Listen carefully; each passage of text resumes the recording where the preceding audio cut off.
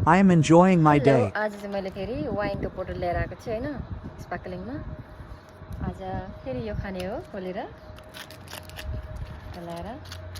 यसो यहाँ फोहोर भयो, खोल्ने ठाउँ हुन्छ होइन, यस्तोमा टक्क यस्तो लागु हुन्छ हेर्नुहोस् त, यस्तो होइन। यतिकै चाहिँ टक्क यस्तो यस्तो गरी घुमाएँ होइन, यसलाई घुमाएँ खोलेँ। म चाहिँ खाने चिजहरू चाहिँ एकदम वेस्ट गर्न चाहँदैन, त्यही कारणले चाहिँ त्यस्तो हुन्छ यसको भिरको।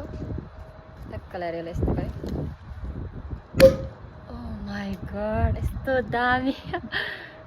ओह माई गड, ताले समात्यो। कलर यति फोहोर गऱ्यो होइन।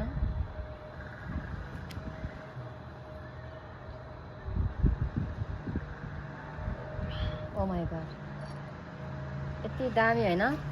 माथि छतमा टक्क ल्याएर बसेर खाँदा कति रमाइलो।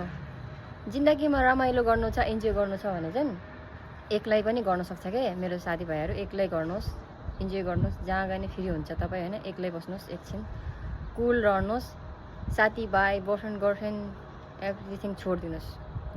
सो मैले चाहिँ खसीको मासु अनि भुटेको चिउरा पनि लिएर आएको छु टक्कलहरूलाई वाइनसँग खानुको लागि होइन। खान्छु पनि म। मलाई चाहिँ यस्तो लाइफ चाहिँ एकदम बिन्दास लाग्छ क्या, मजाको लाइफ।